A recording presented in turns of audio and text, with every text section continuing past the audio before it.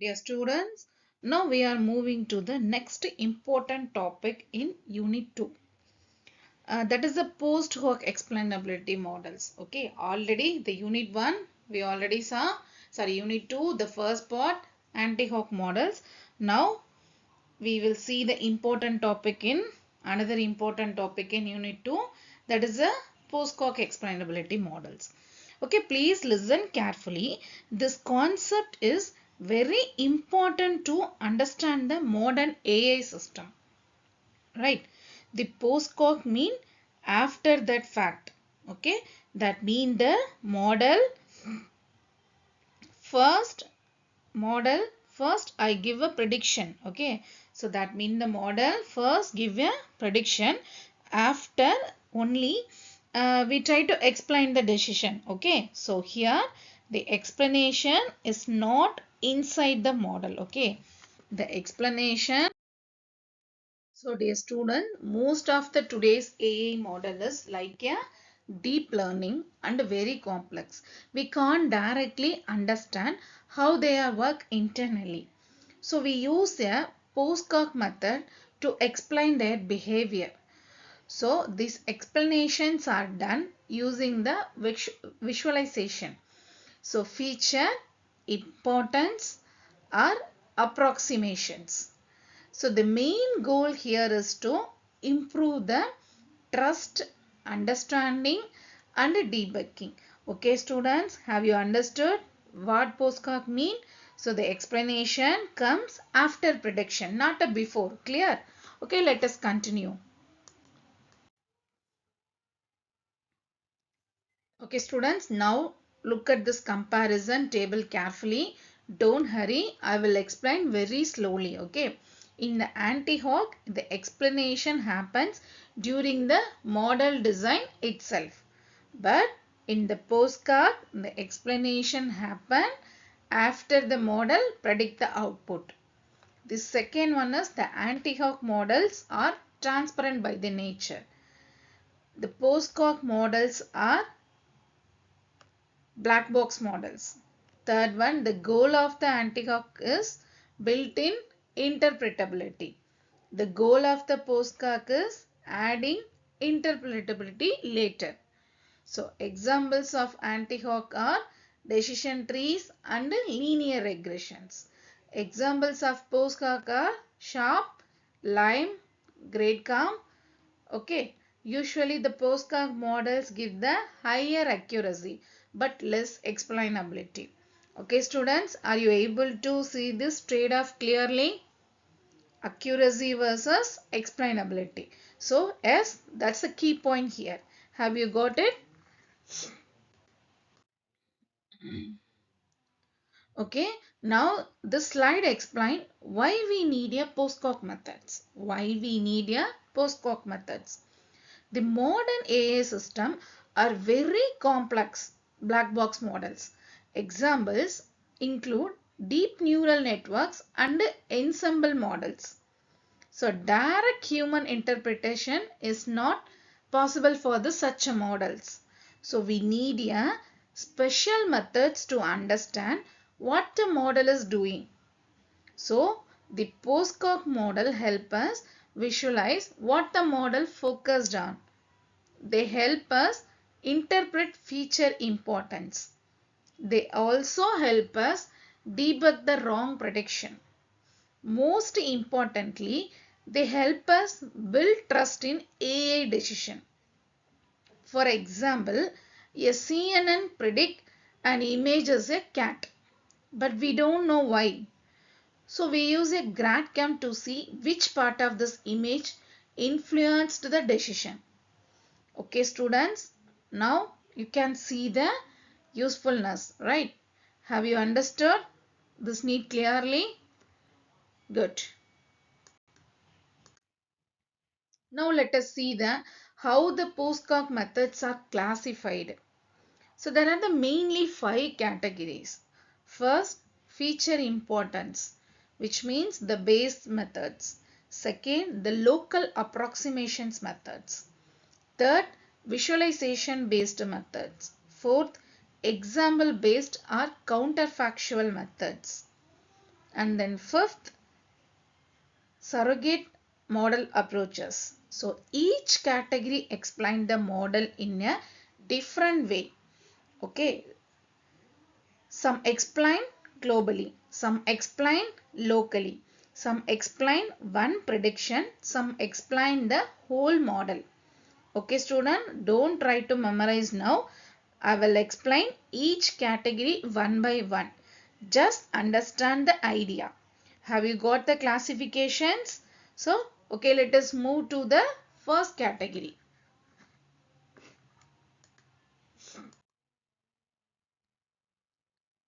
Feature importance methods are the very common. They measure how much each input feature influences the prediction. So the permutation importance works by shuffling one feature at a time. So if accuracy drop, the feature is important. So the partial dependence plot shows how the output changes when one feature changes. So the shop assign a fair contribution value to each feature. So the output is usually a ranked list of features. Important features are shown on the top. Less important features are shown the below. For example, in a credit scoring, the shop may show income and the credit history as important. This helps the bank to justify the decision whether the loan will be given or not. Okay, students, are you able to understand how the features are ranked? Yes, good. That's the features are importance.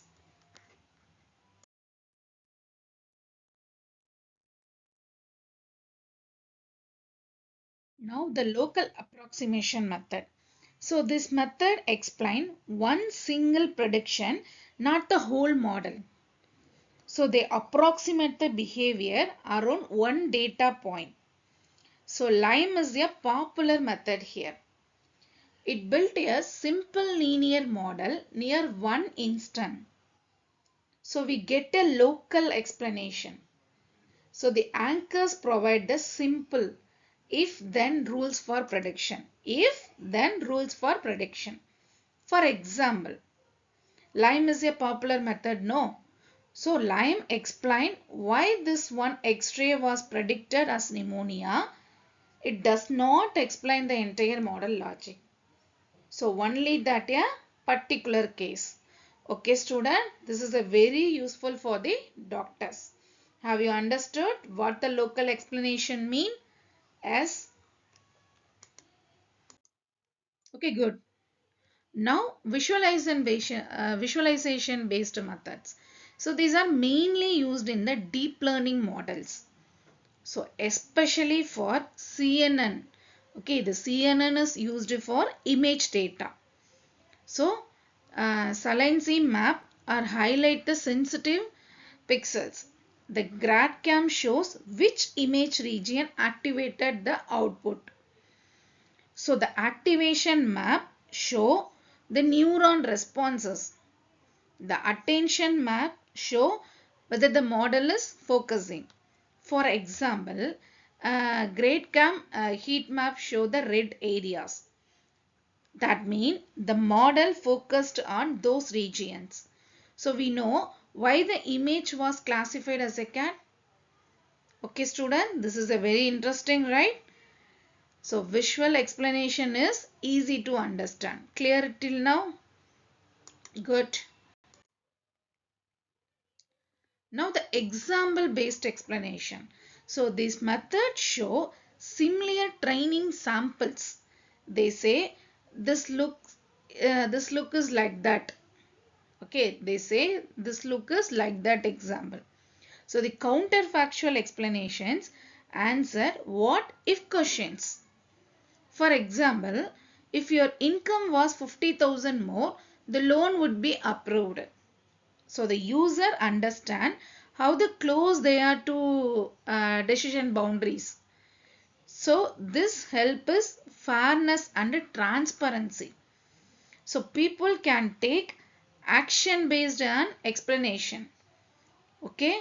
This is a very human friendly explanations. So it talk in a term people understand.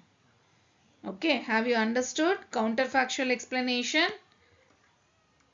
Okay, students. Now, surrogate models. Here, we build a simple model to a mimic complex model. So, usually a decision tree or a linear model is used. So, this surrogate model explains the global behavior. It does not exactly match the original model, but it gives an overall idea. This is useful when we want to high level understanding. However, fidelity may not be 100%. So explanation is approximate. Have you got this point? Good.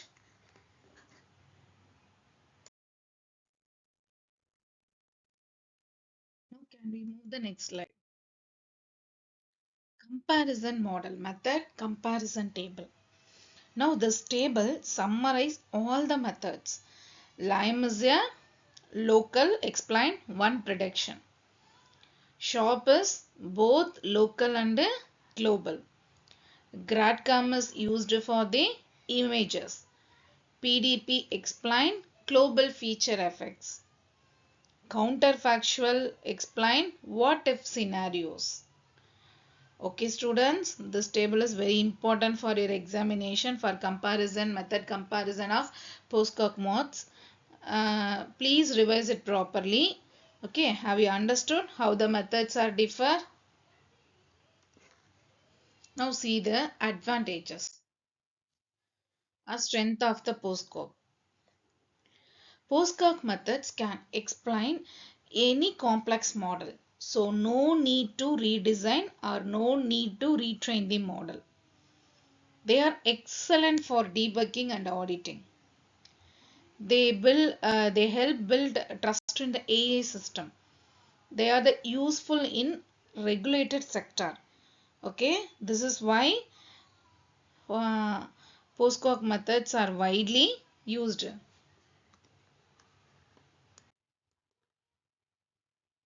Now the limitations. So explanations are approximations, not exact. So sometimes the explanation can be misleading. Computational cost is high, especially for sharp. So the human bias can affect the interpretation. So comparing the explanation across the domain is difficult. Okay students, always remember explanation is not perfect. Have you understood this limitation?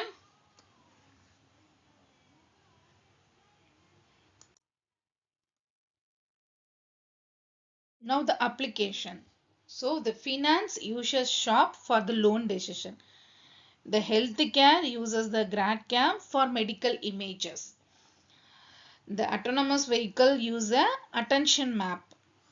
The NLP uses attention visualization in transformers. So the law uses counterfactual explanations for fairness. Okay students, these are the real world applications.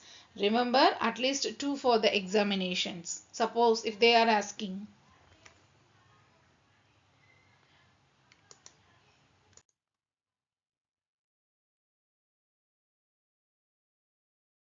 Finally, the future direction. So researchers are combining the anti-hoc and post-hoc methods.